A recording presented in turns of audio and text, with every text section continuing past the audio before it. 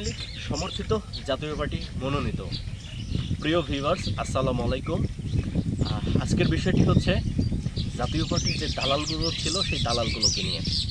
আপনারা সকলেই জানেন যে জাতীয় পার্টি দ্বাদশ জাতীয় সংসদ নির্বাচন 7 জানুয়ারি 2024 সালে জাতীয় পার্টি দালাল, কিছু চোর, কিছু টাউট, কিছু পাটপাট, এরা জাতীয় পার্টি করে এরা পোস্টারে হাসিনার ছবি ব্যবহার করে আওয়ামী লীগ সমর্থিত এই জাতীয় পার্টি মনোনীত পোস্টার করে তারা নির্বাচনীয় প্রচারণা করেছিল, নির্বাচনে পোস্টার করেছিল। ঠিক এই দালালগুলোই 2014 সালের নির্বাচনে এরশাদকে জিম্মি করে, এরশাদকে আটকে রেখে নির্বাচন করেছিল, বেগম রওশন এরশাদকে ব্ল্যাকমেল করে নির্বাচনে গিয়েছিল। ঠিক এই দালালগুলোই 2018 সালের নির্বাচনে জাতীয় পার্টিকে জিম্মি করে এরশাদকে সিএমএসে আটকে রেখে এরাই নির্বাচনে গিয়েছিল, জাতীয় পার্টিকে বিক্রি করেছিল।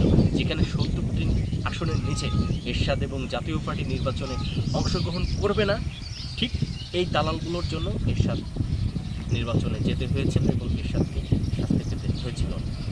আপনারা সকলেই জানেন যে এই দলটি 90 পরবর্তী সময়ে সব সময় অত্যাচারিত, সব সময় নির্যাতিত। এই দলের শুধুমাত্র এই টাউটদের কারণে একক কোনো সিদ্ধান্ত নিতে পারেনি, একক কোনো সিদ্ধান্ত হয়নি, এই দল আগাতে পারেনি। তারপরে বিভিন্ন সময়ে বিভিন্ন দলের এজেন্ট হয়ে এরা কাজ করেছে, কখনো আওয়ামী লীগের, কখনো বিএনপির, কখনো জামায়াতের, কখনো ইউনুসের, কখনো সমন্বয়কের। ঠিক এই দালালদের কারণে দলের আজকে এই অবস্থা। এই দালালরা বলেছিল যে 5ই আগস্টের পূর্বে জাতীয় পার্টি পদত্যাগ করতে চেয়েছিল, এই দালালদের কারণে জাতীয় পার্টি পদত্যাগ করতে পারেনি। ঠিক এই দালালদের কারণে দল আগায় না। এই দালালরা জাতীয় পার্টিকে বিভিন্ন সময় বিভিন্ন দলের কাছে বিক্রি করে খায়। ঠিক এই দালালরা এখন জাতীয় পার্টিকে বলতে চায় যে এটা সেটা অমুক তমুক। এই দালালরা নতুন একটি ফন্দি নিয়ে এসেছে। এই দালালরা নতুন একটি ফন্দি সাজাচ্ছে যে জাতীয় পার্টিকে কীভাবে আবার নতুন করে বিক্রি করা যায় নির্বাচনের আগে, কীভাবে জাতীয় পার্টিকে শেষ করা যায়। এই দালালগুলো একটা সময় আওয়ামী লীগের প্রলোভনে, আওয়ামী লীগের টোপ পেয়ে এরা জাতীয় পার্টিকে নির্বাচনের মাঠে নিয়ে যেত।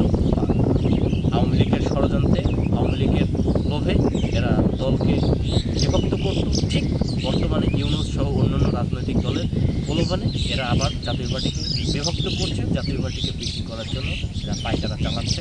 এরা বোঝাচ্ছে এরা সৎ, এরা অমুক, এরা তমুক। এদের কারণে আমাদের দলের আজকে এই অবস্থা। আমাদের দলের নেতাকর্মীদের ঐক্যবদ্ধ হবে, আমাদের সোজা করতে হবে এবং সিএম কাদের আপনাকে কঠোরভাবে সঠিক সিদ্ধান্ত নিতে হবে এবং আপনাকে এরশাদ পরিবারের সঙ্গে বসতে হবে, এরশাদ পরিবারের সঙ্গে বসে দলকে সোজাভাবে আনতে হবে, দলের ঐক্য করতে হবে। আপনি যদি মনে করেন আপনি একাই সব কিছু, আপনার এটা ভুল ধারণা। আপনি আবারও চিরতরে হারিয়ে যাবেন, শেষ হয়ে যাবেন। এরশাদ পরিবারকে মাইনাস করতে চাইলে আপনি নিজে মাইনাস হয়ে যাবেন। জাতীয় পার্টিকে এগিয়ে নিতে হলে বেগম রওশন এরশাদ সহ আপনাকে সোজাভাবে রাজনীতি করতে হবে এবং নেতাকর্মীদের কথা শুনতে হবে। আপনি যদি মনে করেন যে আপনার এই চেয়ার রক্ষার্থে অমুককে বহিষ্কার করবেন, তমুককে বহিষ্কার করবেন, এই করবেন সেই করবেন, তাহলে দল হবে না, দল ছোট হয়ে যাবে। একটা সময় দেখবেন রাজত্ববিহীন, প্রজাবিহীন রাজা হয়ে যাবেন আপনি, যে চেয়ারের কোনো মূল্য থাকবে না, আপনি কাগজের চেয়ারম্যান হয়ে থাকবেন, আপনার কর্মী শূন্য হয়ে যাবেন। তাই দলের ঐক্য গড়ে তুলুন, বেগম রওশনের সাথে সাথে বসুন, আপনারা পরিবার ঠিক হন, নেতাকর্মীদের দলে টানুন, দলের বৃহৎ ঐক্য গড়ে তুলুন, তাহলে দল অটোমেটিকলি এগিয়ে যাবে। কোনো ইউনুস সমন্বয় অন্য কোনো রাজনৈতিক দল জাতীয় পার্টির কাছে কোনো ভাগা পাবে না। জাতীয় পার্টির নেতা কর্মীদের মনোবল শক্ত আছে, জাতীয় পার্টির কর্মীদের মন এত বড়, এরা কোনো কিছুতে ভয় পায় না, কোনো কিছুতে এরা পিছু হটে না। এখন সিদ্ধান্ত নিতে হবে দলকে বাঁচানোর। দালালরা এমনিতে সরে যাচ্ছে, এমনিতেই দূরে চলে যাচ্ছে, এখন আর দালালদের নিয়ে ভাবার কিছু নেই। ধন্যবাদ।